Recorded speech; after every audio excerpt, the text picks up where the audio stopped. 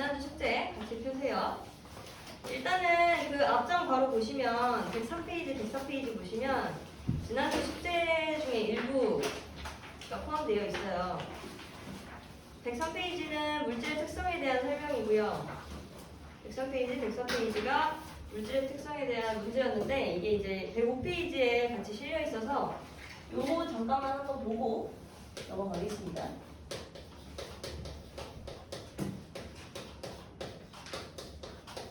자, 우리가 물질의 특성이라고 이야기할 수 있을 만한 게 특성이라는 게 무슨 뜻이에요? 그렇지, 특징. 그렇지, 고유한 성질. 바뀌어요, 안 바뀌어요? 잘 안 바뀐다는 거겠지. 뭐에 따라 안 바뀌는 걸까? 뭐에 따라 안 바뀌는 게 물질의 특성일까요? 네. 양에 따라 안 바뀌는 게 물질의 특성이다라고 보시면 돼요. 양에 따라 바뀌지 않는 게 물질의 특성이고 바뀌는 게 이제 물질의 특성이 아닌 거라고 이야기할 수 있으니까 우리 일단 물질의 특성인 것부터 이야기를 해봅시다. 가장 대표적으로 물질의 특성이라고 이야기할 수 있을 만한 게 뭐가 있을까요? 밀도? 밀도는 정의가 어떻게 됐지? 그렇지, 뭐 빽빽한 정도 맞아요. 뭐분의 뭐? 그렇지, 부피분의 질량을 갖다가 나눠버린 값이 밀도였잖아. 그래서 질량은 물질의 특성이야, 아니야? 네, 아니죠? 질량은 물질의 특성이 아닙니다. 아무리 고유한 양이라고 해도 물질마다 질량은 다 다르고요. 양마다 그 양이 계속 바뀌죠. 그죠? 그리고 부피도 마찬가지로 물질의 특성이야, 아니야? 네, 물질의 특성이 아닙니다. 그런데 이 두 개를 나눠버리면 뭐가 되는 거야? 물질의 특성이 될 수 있다는 거죠. 그 다음 또 대표적인 게 뭐가 있을까요? 끓는 점, 녹는 점, 어는 점. 물에 끓는 점 몇 도? 그렇지, 100도. 물에 녹는 점, 어는 점 몇 도? 그렇지, 이런 식으로 딱 그 수치를 이야기할 수 있을 만한 그런 게 이제 특징이라고 볼 수 있을 만한 것들이죠. 또 어떤 게 특성으로 있을까요? 그렇지. 용해도라는 뜻은 뭐였어? 한번 풀로 한번 이야기해보자. 용해도는 뭐였어요? 정의가 어떤 온도에서, 일단 어떤 온도에서 뭐 100ml? 뭐 100g? 용매 100g이야. 용매 100g 속에 녹을 수 있는? 그렇지, 용질인데 어떻게 녹아야 돼? 그렇지, 최대로 녹는 용질의 그램 수를 갖다가 용해도라고 이야기를 했었죠. 그래서 우리가 이렇게 세 개를 대표적으로 물질의 특성이라고 이야기를 했고 요거 따로 이렇게 한 시간씩 봤었죠. 기억나나요? 그죠? 요거랑 더불어서 또 한 가지 물질의 특성이 있는데요. 요거는 별로 중요하지 않아서 거의 언급하지 않습니다. 겉보기 성질이라고 하는 것도 물질의 특성이 될 수 있어요. 주로 어떤 것들이 있느냐? 겉으로 보았을 때 눈으로 잘 보이는 거, 색깔, 냄새, 그 다음에 뭐 맛, 이런 친구들이 겉보기 성질이라고 할 수 있어요. 앞에 103페이지 넘겨보세요. 43번. 지난주 숙제 43번이랑 똑같아요. 지난주 숙제 푸실 때 43번 보시면 마찬가지로 5번에 색깔, 냄새와 같은 성질은 물질을 구별할 수 있으므로 물질의 특성이다 라고 되어 있는 부분이 있죠.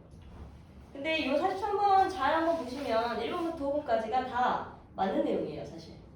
그래서 5번을 지금 어떻게 보실 거냐면 교재 내용을 보시세요. 색깔, 냄새를 갖다가 질량, 부피로 바꿔주세요.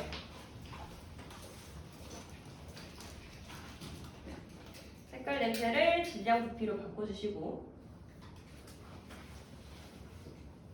1번부터 한번 같이 살펴봅시다. 자, 1번. 그 물질만이 나타내는 고유한 성질이다. 어때요? 물질 특성이라고 할 수 있죠? 안녕. 물질 특성이라고 할 수 있고요. 그 다음 2번. 금과 구리는 물질의 특성으로 구별할 수 있나요? 각각 다른 물질이죠? 그러니까 구별할 수 있고요. 잠깐만요.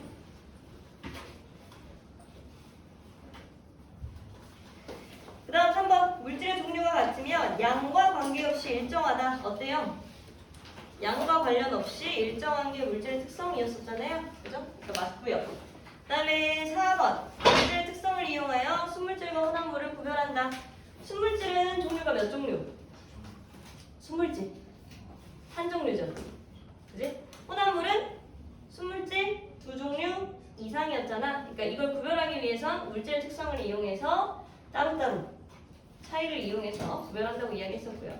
그러니까 5번을 붙이셔야겠죠. 색깔 냄새를 질량 부피로 붙여서 5번으로 하시면 되고요. 뭐 색깔도 마찬가지로 냄새, 맛, 또 물질 특성이 될 수 있다. 그리고 설탕이랑 소금이랑 사실은 겉보기로는 색깔로는 구별할 수 있어요? 구별할 수 없지만 맛보면 어때? 구별되는데 구별되잖아요? 그런 것처럼 겉보기 성질로 치기도 한다라는 겁니다. 다시 직접 넘어가서 105페이지 말고 106페이지 먼저 볼게요. 잠깐만. 이나는 지난주에 광합성 풀어왔니? 광합성 없어? 안 풀어왔어? 일단 그거 보고 있어요. 잠깐만 지금 갈게요. 자, 106페이지 끓는 점 먼저 볼 겁니다. 그리고 요거 먼저 정리하고 넘어갈게요.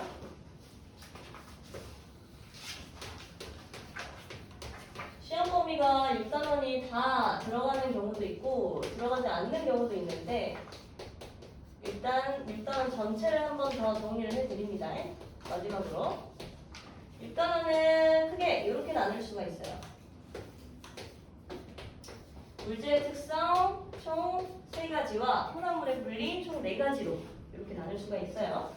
첫 번째 우리가 배웠던 물질의 특성은 가장 먼저 끓는 점과 녹는 점과 어는 점이었습니다. 아까도 이야기했듯이 물에 끓는 점 100도, 물에 녹는 점 어는 점 0도 이런 것처럼 각 물질마다 끓는 지점, 즉 온도가 다 다를 수 있다 라는 게 한 물질의 특성으로 나타날 수 있다는 거였고, 그다음 밀도의 정의는 밀집한 정도, 빽빽한 정도야. 그래서 부피분해, 같은 단위 부피 안에 질량이 얼마나 들어있는지를 갖다가 비교하는 게 밀도였어요. 그래서 어떻게 외우라고 그랬어?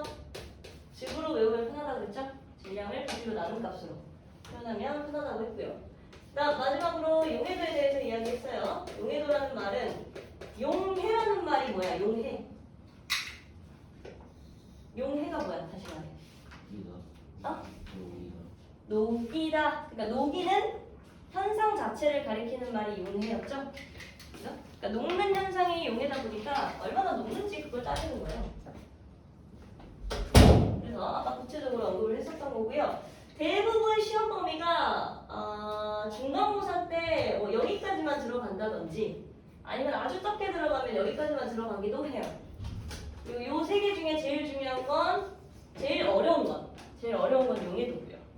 밀도는 뭐 이것만 알면 금방 합니다. 그래서 저 정도가 조금 어렵다라는 거 인지하시고요. 그 다음에 6단원이 이제 전체적으로 들어가게 되면 혼합물의 분리까지도 들어갈 수가 있는데 방금 우리가 봤던 건 물질의 특성이야. 그런데 이 물질이라는 건 순물질이야, 혼합물이야? 구체적으로 이야기하면 순물질이죠. 왜? 한 종류의 물질이니까 당연히 순수한 물질은 특징을 가지고 있을 수밖에 없겠잖아. 그런데 혼합물이라는 말 자체가 뜻하는 게 뭐예요? 혼합이라는 게 무슨 말이야? 섞였다는 거지. 그지? 뭐가 섞인 거겠어? 순물질이 2개 이상이 섞였다라는 걸로 이해하면 되는 거예요.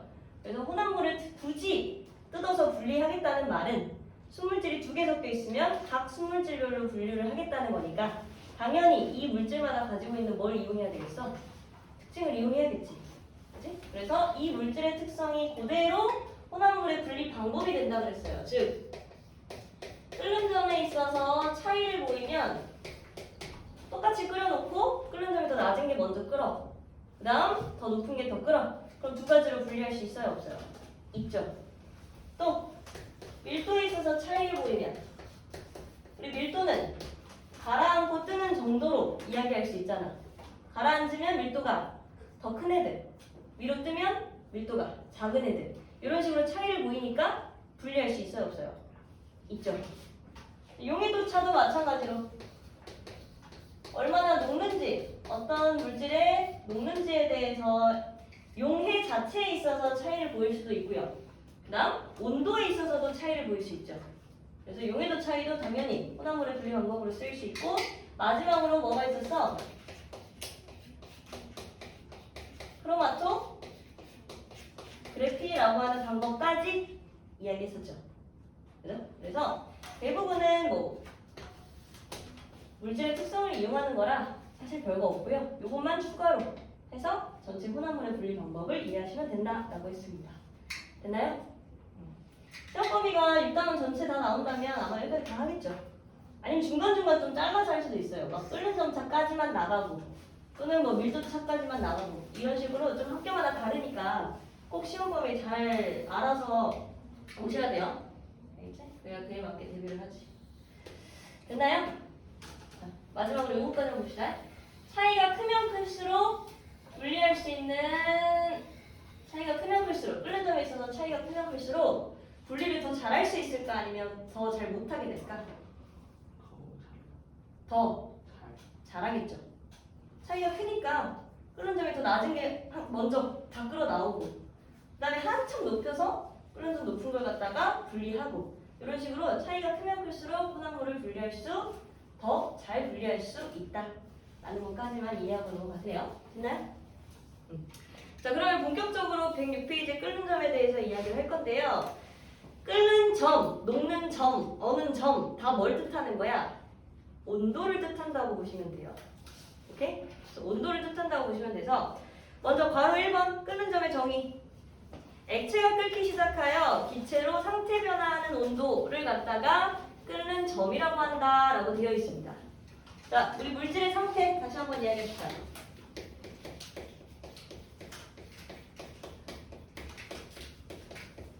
모든 물질은 상태라고 하는 게 존재합니다. 구체적으로 어떤 상태로 존재할까요? 고체, 액체, 그렇지. 내가 물질의 상태라고 이야기하는 것들은 다 고체, 액체, 기체, 고액기라고 표현하시면 돼요.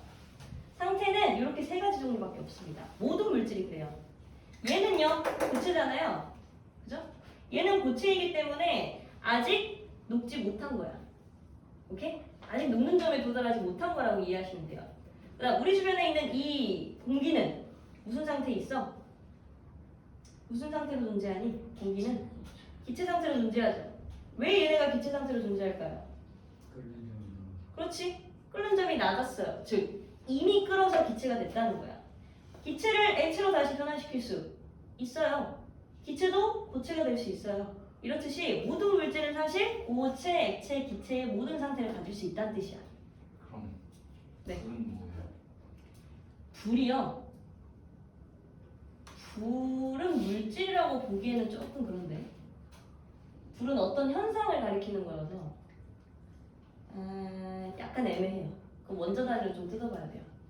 물질이라고 하는 것은 이런 원자가 뭉쳐져 있는 것들이라고 생각하면 돼요. 그래서 이 세 가지 상태를 물질의 상태라고 부릅니다. 그런데 방금도 얘기했듯이 각 물질은 다른 상태로 변할 수 있어요, 없어요? 있죠. 아까 끓는다고 표현하는 건 어디에서 어디로 갈 때를 끓는다고 표현했다는 거였어. 액체에서 기체로 갈 때를 끓는다라고 표현을 한다라고 했었잖아요. 구체적으로 액체에서 기체로 갈 때의 그 현상 자체를 두 글자로 표현하면 뭐라고 할 수 있을까요? 그렇지. 기화라고 표현할 수 있습니다. 이거 다 배웠던 건데요. 혹시 까먹었으면 어디다 한쪽에다가 적어두세요. 그다음 기체는 다시 액체가 될 수 없을까요? 있죠. 기체가 다시 액체가 된다면 그 상태를 두 글자로 표현하면 뭐라고 얘기할 수 있을까요? 그렇지.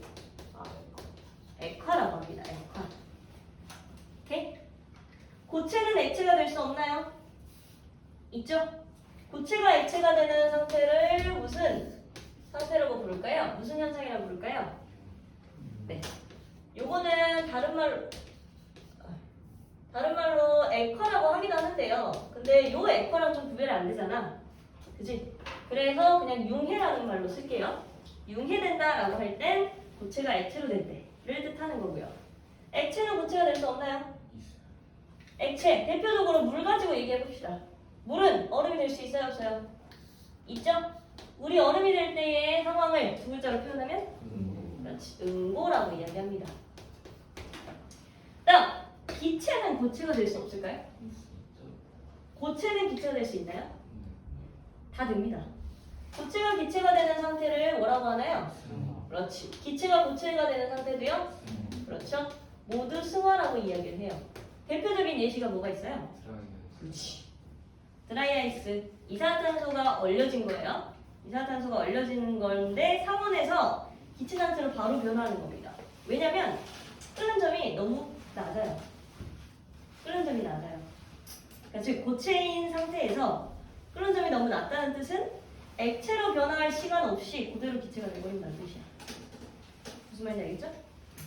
그래서 요 세 가지 상태 변화에 대한 이름도 다 기억해 놓으셔야 돼요. 어디 한쪽에 적어 놓으세요. 잘 모르시겠으면.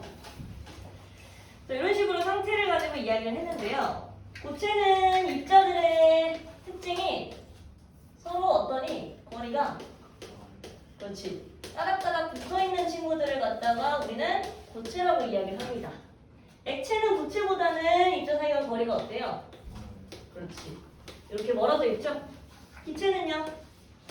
더 멀어요. 이런 상태를 고체, 액체, 기체라고 얘기를 합니다. 됐나요? 그래서 각 물질의 상태는 입자 사이가 거리로 설명할 수 있다라고 하는 거 좀 기억하세요. 그래서 본격적으로 우리는 끓는 점에 대해서 볼 거고요. 조금 이따가 녹는 점, 어는 점에 대해서 이야기를 할게요. 끓는 점은 물질의 어떤 상태에서 어떤 상태로 갈 때를 얘기한다고 그랬지? 액체에서 기체 상태로 갈 때의 상황을 이야기한다고 했습니다. 지난 시간까지 우리가 봤었던 끓는 점에 대한 내용은요. 순물질과 혼합물을 구별하기 위해서 끓는 점에 여기 다 적었나요? 지워도 될까요? 끓는 점에 있어서 살짝 차이를 보일 수 있다라고 했어. 순물질 같은 경우는 예를 들어 물이라고 한다면 물 같은 경우는 시간에 따른 온도 변화 그래프를 그려봤을 때 물은 몇 도씨에서 딱 끓죠? 그렇지. 100도씨에서 딱 끓기 때문에 100도씨까지 온도가 이렇게 증가를 하다가 100도씨에 도달한 순간 뭐 하기 시작하는 거야? 액체에서 기체로 상태가 변화하기 시작하는 거지. 상태가 변화한다고 할 때 그려지는 온도 그래프는 어떻게 됐어요? 그렇지. 직선으로 그려졌어요. 이때를 우리가 상태 변화하는 구간이라고 얘기를 했습니다.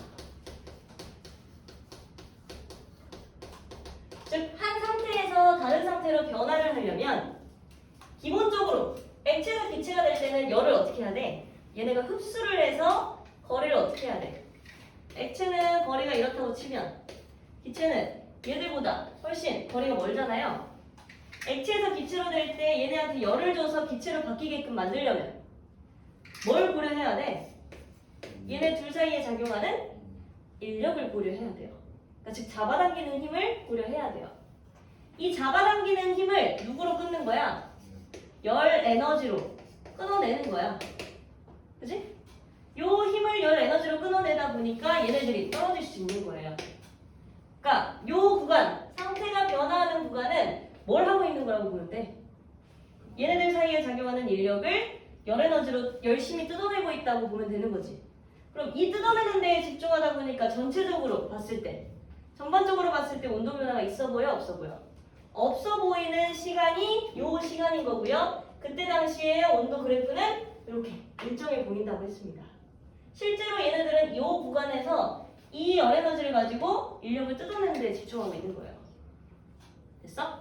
그래서 이렇게 일정하게 이어진다는 거 기억하시고 순물질이면 이 일정한 구간이 나타나지만 혼합물이면 나타나지 않죠? 혼합물이면 어떻게 나타나? 예를 들어 소금물이면 100도씨 이상으로 증가하다가 계속해서 일정해지지 않고 계속해서 온도가 증가해버리죠? 그죠? 요게 소금물의 그래프였잖아요. 그러니까 우리는 끓는 점 그래프만을 가지고 순물질과 혼합물을 구별할 수 있어 없어? 있죠? 일정한 구간은 순물질, 일정하지 않은 구간은 혼합물 이런 식으로 구별을 했습니다. 요거는 이제 지난 시간까지 했던 내용이고요. 오늘은 뭐 할 거냐면 각 물질마다 끓는 점이 다 똑같을까? 아니지. 물은 100도씨지만 에탄올은 몇 도씨예요? 70 몇 도씨. 70 몇 도씨라고 예전에 언급했었어요. 이런 식으로 모든 물질마다 끓는 점이 다 각각 있는데 이 끓는 점이 어떤 물질은 물보다 높을 수도 있는 거고요. 어떤 물질은 물보다 낮을 수도 있는 거예요.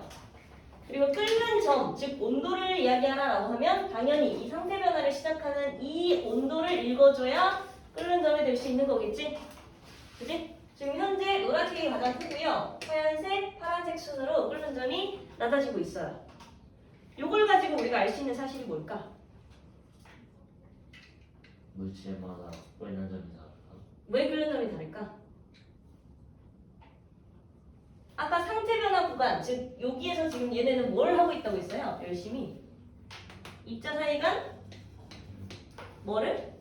인력을 끊어내는 데에 열 에너지를 사용해서 기체로 뜯어내고 있다 그랬지. 그러면 각 물질을 끓는 점이 이렇게 다른 이유는 뭘까요?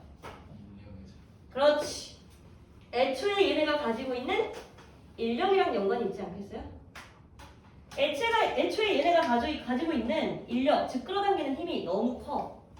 너무 크다 보면 당연히 뜯어내는 데 필요한 열 에너지도 어떻겠어? 더 많아지지 않겠니? 그지? 애초에 인력이 너무 크다 보니까 더 많은 열 에너지를 줘서 얘네들 뜯어내야 되는 거예요. 즉 끓는 점은 뭐와 비례한다고 볼 수 있어? 그렇죠? 끓는 점은 인력과 비례한다. 이 문장 적어주세요. 끓는 점은 인력과 비례한다. 즉, 끓는 점이 달라지는 이유는 각 물질마다 인력이 다르기 때문이다. 끓는 점이 높으면 높을수록 인력도 어떤 거야? 그렇지. 분자 사이 간 인력이 세다라고 이야기를 해주면 되겠죠. 분자 또는 입자 사이 간 인력이 곧 끓는 점의 온도로 표현된다. 라는 거 적어주세요.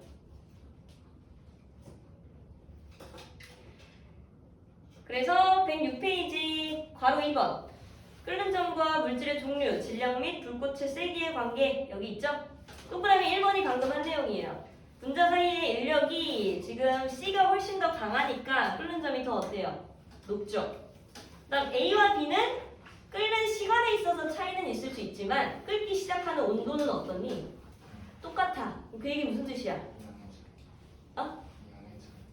양의 차이 또는 뭐 다른 불꽃의 세기의 차이 이런 것들에만 영향을 받을 뿐 끓는 점은 A와 B가 다 어때요? 똑같다라는 거 볼 수 있죠. 즉 끓는 점이 높으면 높을수록 분자 사이의 인력이 어떻다? 강하다라고 보시면 된다는 겁니다. 됐죠? 그럼 동그라미 2번 볼게요.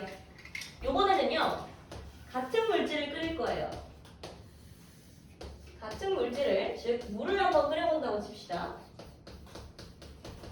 A라고 하는 물은 100g을 가지고 한번 끓여볼게요. B라고 하는 물, 같은 물질을 200g이라고 하고 한번 끓여봅시다. 그러면 두 물질, 즉 A와 B는 같은 물질이에요? 아니에요? 같은 물질이죠. 심지어 물이네? 그럼 얘네는 몇 도씨에서 끓어? 네, 똑같이 100도씨에서 끓을 겁니다. 즉 100도씨에서 일정한 구간이 나타나야 된다는 소리야. 그런데 A는 물 100g을 가지고 끓였대요. 즉 라면 하나를 끓였다고 칩시다. B는 물 200g을 끓였대요. 라면 3개를 가지고 끓였다고 칩시다. 라면 한 명 끓일 때의 물과 라면 3개 끓일 때의 물을 갖다가 똑같은 불에 올려놓고 시간을 측정한 거야. 그럼 어찌됐건 간에 12시에서 끓여야 하긴 해. 100도씨에서 끓여야 하긴 하잖아. 그지? 근데 라면 하나 끓일 때랑 3개 끓일 때의 물을 넣었을 때 누가 더 시간이 당연히 오래 걸리겠어요?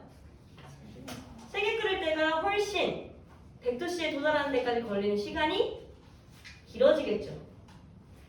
쉽게 얘기하면 요 인력을 끊어내는데 양이 너무 많은 거야. 오케이? 그러니까 시간이 당연히 느려질 수밖에 없어. 그럼 결과적으로 100도씨에서 일정한 구간이 나타나면서 시간이 이렇게 느려졌어요. 얘가 B 그래프라고 칩시다. A는 얘보다 질량이 작으니까 100도씨에 똑같이 수평한 공연이 나타나긴 해야 되는데 3개 끓일 때보다는 더 빨리 끓잖아. 그지? 더 빨리 끓으니까 그래프가 어떻게 그려지겠어요? 이렇게 그려지겠죠. 따라서 수평한 구간을 지점에서 보았을 때 둘 다 끓는 점이 같다. 즉 이 얘기는 무슨 뜻이야? A와 B가 같은 물질이다 라는 걸 알 수 있다는 거고 만약 불꽃의 세기가 같을 때 걸릴 시간이 B가 A보다 더 길었다라고 친다면 질량은 누가 더 컸다고 얘기할 수 있는 거야? 그렇지? 더 오래 걸린 B 쪽이 더 컸다고 얘기할 수 있는 거겠죠? 그치? 이걸 가지고 질량 차이로 비교하시면 된다는 거예요. 그게 동그라미 2번이에요. 질량이 작을수록 도달하는 시간이 짧다. 당연한 거 아니야? 라면 100개 끓이면 똑같이 100도에 도달하긴 하지만 더 오래 걸리긴 하겠지. 그렇다고 해서 이 끓는 점 자체가 바뀌어? 그건 아니라고. 오케이? 그 다음 두 번째, 세 번째 상황.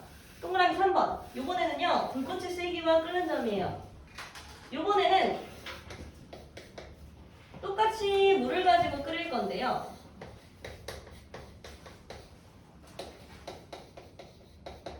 A라고 하는 물은 100g 그대로, B라고 하는 물도 100g 그대로 질량을 고정시킬 거예요. 똑같은 양을 가지고 보겠다는 거야. 근데 뭐만 바꾸겠다는 거야? 불꽃의 세기, 즉 약불로 킬 때랑 강불로 킬 때의 상황을 비교하겠다는 거예요. A가 약불, B가 강불이라고 칩시다. 자, 그럼 똑같이 라면 하나를 끓인다고 상상을 한번 해보세요. 라면 하나를 올려놓고 하나는 약불로 킬 거고 하나는 강불로 킨대요. 그럼 둘 다 사실은 물질이 뭐야? 물이기 때문에 몇 도씨에서 끓여야 돼? 몇 도씨? 100도씨에서 당연히 끓여야 하겠죠. 똑같이 수평한 구간이 100도씨에서 나타나야 돼요. 근데 약불로 끓일 때와 강불로 끓일 때의 차이는 뭐가 있겠니? 그렇지, 이것도 마찬가지로 시간에 있어서 차이는 있을 거예요. 약불로 끓일 때와 강불로 끓일 때 누가 더 빨리 끓겠어요? 그렇지, 당연히 강불로 끓일 때가 훨씬 빨리 끓겠죠? 그럼 결과적으로 100도씨에서 수평한 구간이 나타나면서 시간이 더 작은 A가 이 그래프를 기록하였다면 B 그래프는 똑같은 물질 질량 똑같기 때문에 100도씨에서 수평한 구간이 나타나야 하지만 시간은 A보다는 어때? 더 불이 약하니까 오래 걸려야겠죠? 미안해, 잘못 그렸다. 센 쪽이 더 빨라요. 미안해요. 얘가 B, 얘가 A죠. 얘가 B, 얘가 A. 됐나요? 이번에는 강불로 했으니까 시간이 훨씬 더 짧아졌어. 그럼 요 사실을 통해 시간이 더 짧은 쪽이 불의 세기가 더 어떻다? 강했다 라는 거 알 수 있겠죠? 그지? 이런 식으로 똑같이 비교해 주시면 돼요. 그래서 동그라미 2번에 1, 2, 3번에다가 별표 쳐놓으시고 이 부분은 꼭 기억해 주셔야 됩니다. 동그라미 2번, 1, 2, 3번 다 잘 기억해 주셔야 돼요. 그 다음 바로 앞장 넘겨보세요. 대부 페이지. 영화 앞장. 대부 페이지 녹는 점과 어는 점까지 보고 마지막 마무리 끓는 점과 압력의 관계까지 볼게요. 자, 첫 번째. 이번에는 녹는다라고 하는 걸 표현할 거고요. 언다라고 하는 걸 표현할 거예요. 녹는다라고 하는 걸 표현할 때는 무슨 상태에서 무슨 상태로 갈 때야? 그렇지. 얼음이 물이 될 때잖아. 그지? 그러니까 고체에서 액체로 갈 때가 녹는다라고 표현할 수 있는 상황인 거고요. 반대로 언다고 표현할 수 있는 건 물이 얼음이 된다는 걸 표현할 수 있지. 그지? 물이 얼음이 된다는 걸 표현할 수 있기 때문에 사실 한 상태에서 다른 상태로 오른쪽으로 가는 거, 왼쪽으로 가는 거, 이 차이밖에 없어요. 그럼 당연히 녹는 점과 어는 점은 순물질이라면, 물질의 특성이 있다면 당연히 같은 온도에서 녹고 같은 온도에서 얼고 할 수 있겠지? 네? 그래서 일반적으로 순물질이라면 녹는 점과 어는 점이 같습니다. 그래서 자주 나오는 그래프가 이런 그래프예요. 가열을 시켰어. 상태 변화가 시작했대. 다시 끓이려다가 냉각을 시켰어. 상태 변화 시작하고 이렇게 내려오는 이 그래프를 주로 많이 사용합니다. 근데 여기에서 주의해야 할 점이 뭐냐면 항상 이 그래프가 나올 때 주의하셔야 될 점은 가장 처음 상태가 뭐였는지를 항상 동그라미 하셔야 돼요. 만약에 이 그래프를 주고 이 처음 상태가 고체일 때랑 이 요 처음 상태가 액체일 때는 완전히 다른 지점을 이야기하고 있는 거야. 아까 끓는 점이 액체에서 기체로 가는 거였잖아. 그러니까 애초에 액체 상태로 시작을 했다면 그 다음 상태 변화 구간은 당연히 기체여야 돼요. 근데 요번에는 얘가 고체라고 주어진 거니까 고체일 때의 그 다음 상태 변화 지점은 끓는 점이겠니? 녹는 점이겠니? 어느 점이겠니? 고체의 그 다음 상태 변화 지점. 그렇지. 이때는 끓는 점이라고 하면 돼? 안 돼? 안 되는 거야.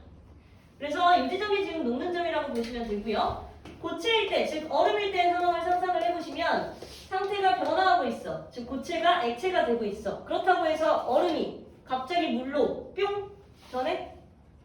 아니지. 서서히 변해가는 지점이 당연히 있어야 하잖아요. 그렇기 때문에 이 상태 변화하는 지점에서의 이들의 상태는 고체라고도 표현하면 안 되고요. 액체라고도 표현하면 안 되고요. 두 개가 섞여 있는 상태라고 얘기하는 게 맞아요. 오케이? 서서히 변해가기 때문에.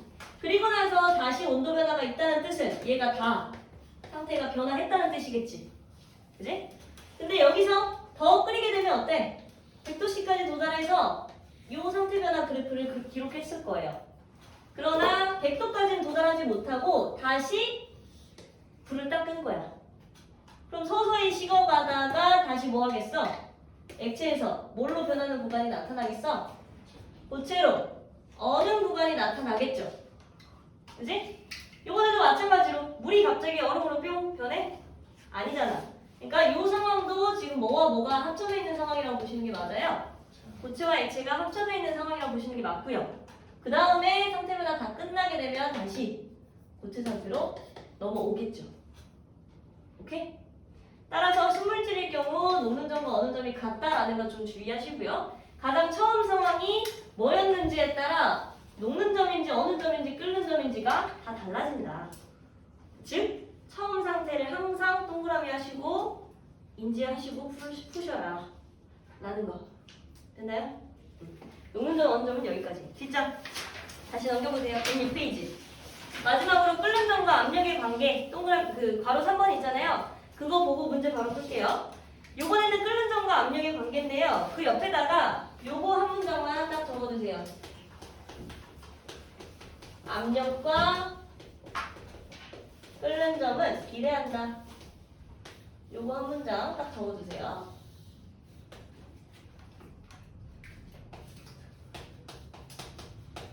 압력과 끓는 점은 비례한다. 무슨 말이냐? 아까 끓는다라고 하는 건 액체에서 액체 분자들을 갖다가 열 에너지를 주고 기체로 변할 수 있게끔 만드는 게 끓는다고 표현하는 것들이었잖아요. 그지?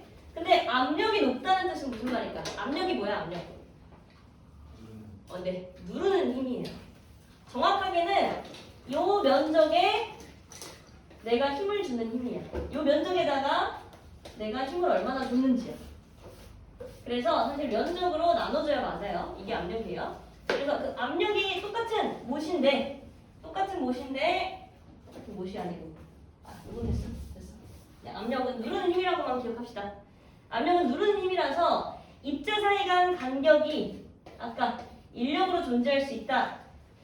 얘네들의 인력에 의해 입자 사이 간 간격이 정해진다 라고 얘기를 했고 이걸 끊어내기 위해서 끓는 점에 도달해야 된다 라고 했으니 누르는 힘이 애초에 크다면 당연히 가해져야 하는 열 에너지도 어떻겠어요? 그렇지. 커져야 맞겠죠. 아까 인력이랑 같은 개념이라고 생각하시면 돼요. 얘네들은 누르고 있는 힘이 너무 커지다 보니까 뜯어내는 데 걸리는 열의 양이 더 많아지는 거야. 결과적으로 끓는 점이 어떻게 되는 결과를 낳을까요? 높아지는 결과를 낳아요. 반대로 압력이 낮으면 누르는 힘이 덜한 거야. 잡고 있는 힘이 덜하기 때문에 얘네들이 살짝 벌어질 수 있는 거야. 그러니까 조금만 열 에너지를 가하고도 쉽게 끌어넘칠 수 있겠지. 결과적으로 압력이 낮아지면 끓는 점도 어떻게 되는 거예요? 낮아져요. 요걸 사용한 예시로 언급하는 게 주로 뭐야? 압력을 열심히 가해서 끓는 점을 높이는 예시. 압력밥솥이죠? 압력밥솥으로 밥을 짓게 되면 끓는 점이 높아지다 보니까 더 열 에너지가 많이 가해져서 밥이 어때? 탱글탱글 더 맛있게 되는 거였고요. 반대로 압력이 낮을 때의 상황은 뭘로 표현해요? 그렇지. 높은 산에 올라갈 대로 표현하는 거죠. 높은 산으로 올라가게 되면 뭐가 달라지는 거야? 공기의 압력이 달라지는 거예요. 공기의 압력은 이 공기 기둥의 높이로 설명합니다. 공기 기둥의 높이가 높으면 높을수록 압력이 커지는 거예요. 그러니까 높은 산에 올라가면 이 공기 기둥의 높이가 어때? 줄어들죠? 그죠? 그래서 압력이 낮아질 때에 끓는 점이 낮아지다 보니까 원래 100도에서 끓을 수 있을 만한 게 70도면 갑자기 끓어 넘치는 거잖아. 그럼 충분한 열을 받았어? 못 받았어? 못 받았지? 충분한 열을 받지 못했기 때문에 밥이 맛있어? 맛없어? 맛이 없고 설리게 되는 거예요. 그래서 이 상황과 이 상황을 답을 가지고 설명한다 라는 거 잘 기억하시고 이따가 문제를 만나보세요. 마지막으로 쭉 보시면 저기 94페이지 94페이지 4번 한번 볼게요. 마지막으로 요거에 대한 내용만 좀 보고 이야기하겠습니다. 녹는 점, 어는 점, 끓는 점이 높아지고 낮아진다의 뜻을 여러분들이 잘 이해를 하셔야 돼요. 지금 4번 같이 볼게요. 요 내용은 사실 학교에서 설명을 안 해주면 문제로 잘 안 나오는 거고 학교에서 설명을 해주면 문제로 잘 나오는 유형입니다. 그러니까 일단 얘기는 해드릴 거예요. 어떤 느낌인지만 좀 이해하시면 돼요. 자, 1번. 액체 질소는 끓는 점이 높아 혈액을 냉동 보관하는 데 사용한다. 액체 질소를 가지고요, 혈액을 냉동 보관하는 데 사용하는 것은 맞아요. 근데 액체 질소의 특징은 뭐냐면 끓는 점이 애초에 낮아. 무슨 말이야? 액체에서 기체로 변하는 데에 끓는 점이 낮다는 뜻은 액체에서 곧바로 기체로 변화해버릴 수 있다는 거죠. 조금만 열을 주고도 곧바로 기체로 변화할 수 있다는 거죠. 그러니까 끓는 점이 낮다는 뜻은 애초에 얘가 더 낮은 온도에서 녹여야가 아니고 더 낮은 온도로 내려가야 액체가 될 수 있다는 뜻이에요. 따라서 혈액을 보관할 때에 더 차가운 물질을 쓰는 게 맞습니다. 액체 질소는 끓는 점이 낮다라고 표현하는 게 맞아요. 그 다음 2번. 퓨즈는요, 우리 퓨즈 어디서 봤어? 예전에 전기회로 할 때 봤지. 그지? 직렬 연결하는 대표적인 예시가 퓨즈였잖아요. 퓨즈가 하는 역할이 뭐야? 전류가 너무 많이 흐르면 도선을 끊어내주는 역할을 하는 게 퓨즈죠. 근데 도선은 사실상 녹는 점이 어떨 것 같니? 애초에 녹일 수 있는 온도가 굉장히 높지 않니? 높을 것 같지 않니? 그지? 근데 퓨즈가 얘네들을 쉽게 끊어내줘야 된다는 뜻은 녹는 점이 어떠니까? 낮으니까 이걸 사용할 수 있다는 거예요. 대부분의 금속들보다 녹는 점이 낮은 친구가 퓨즈이기 때문에 너무 많은 전류가 흘렀을 때 쉽게 끊어내줄 수 있는 거야. 그래서 얘는 쉽게 녹을 수 있도록 합금을 사용한다. 얘 맞는 내용입니다. 그다음 3번. 3번이 퓨즈랑 비슷한 내용이에요. 뗀담이라고 하는 건 뭐냐면 도선을 이번엔 반대로 연결할 때야. 도선을 연결할 때 도선은 잘 안 녹는다 그랬잖아. 불이는 녹는 점이 굉장히 높아요. 잘 안 녹으니까 녹여서 연결을 시키려면 어떻게 해야 되겠니? 더 잘 녹는 물질을 옆에다 갖다 대고 연결을 시켜야겠지. 그지? 그 작업을 하는 게 그 뗀담이에요. 뗀담. 그래서 낮보다 녹는 점이 높아서가 아니라 낮아서라고 표현하는 게 맞습니다. 다음 4번. 라면 끓일 때 라면 스프를 먼저 넣으면 순물질이었던 물이 갑자기 뭐가 됐어? 혼합물로 변했잖아. 근데 혼합물은 끓는 점이 계속해서 뭐 한다 그랬어? 높아진다 그랬지. 그러니까 당연히 더 낮은 온도에서 끓는 게 아니고 더 높은 온도에서 끓는다라고 표현하는 게 맞겠죠. 마지막으로 5번. 윤활유의 기름 성분은 끓는 점이 300도씨 이상이므로 뜨거운 기계 안에서 기체로 존재한다. 이게 맞는 말일까요? 앞뒤가 좀 안 맞아요. 윤활유라는 것은 일단 자동차에 들어가는 게 맞아요. 그리고 기름 성분으로 그대로 남아 있어야 얘네들을 약간 윤활유는 약간 부들부들하게 만들어주는 거잖아. 그지? 기름 성분으로 남아 있어야 하는 게 맞다고. 그러니까 당연히 끓는 점이 높은 걸 사용하는 건 맞아요. 왜? 끓지 못하게 만들어야 되잖아. 그런데 얘는 지금 뭐라고 표현했어? 뜨거운 기계 안에서 기체로 존재한다라고 표현했기 때문에 틀렸던 거예요. 기체가 아니라 액체라고 표현을 해야 정확하게 맞다는 뜻입니다. 3번 내용은 간단하게 얘기하면 제설제를 뿌렸을 때 녹는 점이 계속해서 낮아지죠. 그지? 즉 온도가 계속 더 낮아져야만 얼게 만들겠다는 거지. 0도에서 쉽게 물이 얼어버린다는 건 우리가 영하 온도에서 잘 걸어 다닐 수 있다는 거야? 아니잖아. 그지? 그러니까 염화칼슘을 뿌려서 어느 점을 낮추게 되면 더 낮은 온도까지 내려갈 때 비로소 얼기 시작하겠죠. 요걸 이용한 게 이제 3번 문제에 대한 내용이었습니다. 그래서 요런 내용도 있다는 거 잘 기억해 두세요. 순물질과 혼합물 그리고 끓는 점, 녹는 점, 어는 점은 항상 같이 나와서 혹시나 앞에 내용이 안 풀어져 있으면 지금 푸는 게 좋을 거고요. 지난주에 푸셨으면 지금 끓는 점부터 시작할게요. 107페이지.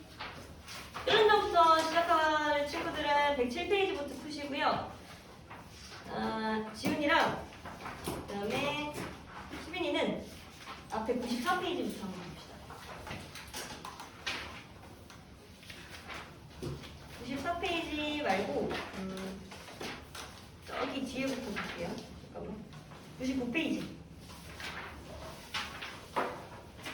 99페이지부터 지금 좀 푸세요, 둘 다. 그렇지?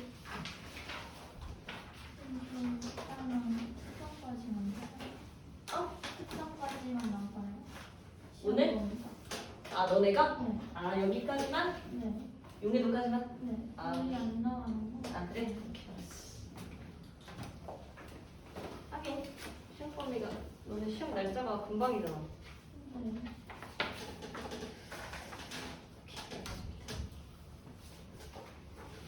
일단 풀면서 모르는 거 금방금방 바로 질문하셔야 돼요. 손 드시면 선생님 달려갈 거니까요.